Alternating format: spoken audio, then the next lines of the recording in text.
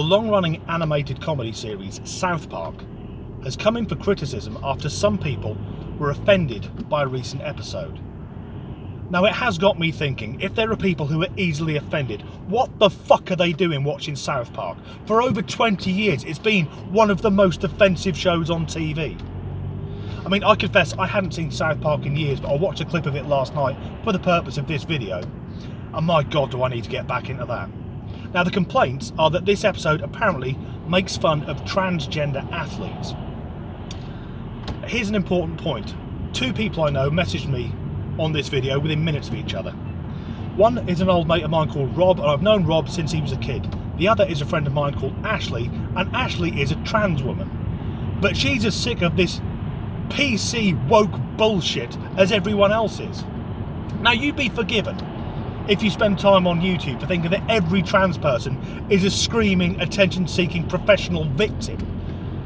But the trans people I know are just trying to live their lives. I've said this before and I will say it again. I have no idea what it's like to be born into the wrong body. So if you're watching this and you are transitioning, you are incredibly brave. I wish you well wherever you are on your journey. I also have to say though, if you get a bloke who's been a bricklayer for 15 years, who wakes up one morning, puts on a blonde wig and insists everyone calls him Sharon because from now on, I identify as a woman, I can't take that sort of shit seriously. So back to the episode of South Park. It centred around a strong woman contest where one contestant was transgender. And with it being South Park, the trans woman looked and sounded exactly like the late wrestler Macho Man Randy Savage, who explained that she'd identified as a woman for 2 weeks to enter this competition. And I thought that was hilarious. It's hilarious because it's true. Many women's sports are being transformed by trans athletes. Because if you're male and you go through puberty, you will probably be larger and stronger than the majority of women. I mean, just to make a point here, I can't recall any case of a trans athlete who started off female and transitioned to male suddenly dominating their sport. Also, the South African middle distance runner Caster Semenya, I think she's now been diagnosed as being intersex because she's got her performance is way superior to any other athletes in her field. But although she's female with female genitalia, it turned out she's been born with internal testes, which is giving her this advantage. So if she wants to keep competing, she'll have to take medication to suppress her testosterone level. Sorry, why has no one picked up on this before? Her name, Caster Semenya. Semenya, semen, yeah. Anyway, she didn't ask for that, it's just the way she's been born. So why aren't the same restrictions applying to all trans athletes? Because I've got a few examples. First off, Kent County cricket team, their ladies team now has a trans cricket player. Now, before she started identifying as female, she played for the men's team. Her batting average was 15. That's shit. Now she plays on the women's team. Her batting average is 124. She's somehow got 8.25 times better at playing the same sport because she's got a massive physical advantage. She'll hit that ball back harder than any naturally born woman could do. Next, there's a rugby club in Wales.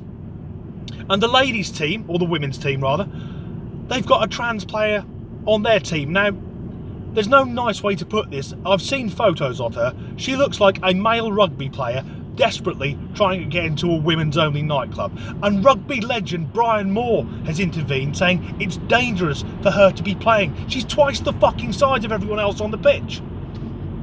Lastly, probably the most famous trans athlete of modern times is Dr. Rachel McKinnon. Excuse me. Now, she identifies as female, but she's still got a cock and bollocks. She's also got a gold medal as she's women's world cycling champion, and any female athlete that has criticised her is labelled as a transphobe. That's not transphobic. Being pissed off because someone who's got a massive advantage is being allowed in the same class as you. Because when's it going to stop? With proposed legislation, transitioning or identifying as the opposite sex will be made much easier. There won't be a need to see a doctor, no diagnosis of gender dysmorphia, no counselling, no surgery. It'll be one form. So I could get one form, write on it, I'm now a woman, and then legally I'm a woman. What implications does that have for sport? Could Vladimir Klitschko, the Ukrainian heavyweight boxer, come out of retirement, announce I'm now a woman and get into the ring with a female boxer? The weight thing would be a bit awkward. Because with no disrespect to any female athletes, first of all, Klitschko's 6'5", so they wouldn't get inside his reach. But I think any fight between Klitschko and a female boxer would last one punch, which is also how long a boxing match would last if I tried to fight Klitschko. And why stop there? I mean, if you can just say, right, I want to have an advantage, I think I'll join the British Paralympic team. I think I'd be really good at blind football. Because I'm not blind, I can see where the ball is. But if anyone complained that I've got an unfair advantage, I could just scream that they're a bigot. Or I may enter a martial arts tournament for kids under the age of 10, saying that despite being 41 years old, I identify as a 6-year-old, please get out of the way so I can roundhouse that kid in the face. It's fucking ridiculous. But because everyone's so worried about offending people, I don't think there'll be a serious debate on trans athletes until a female athlete is either injured or killed.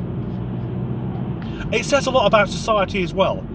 I've just done this rant, which is 6.5 minutes thus far, because I watched an obscene cartoon where one of the recurring characters is a talking piece of shit.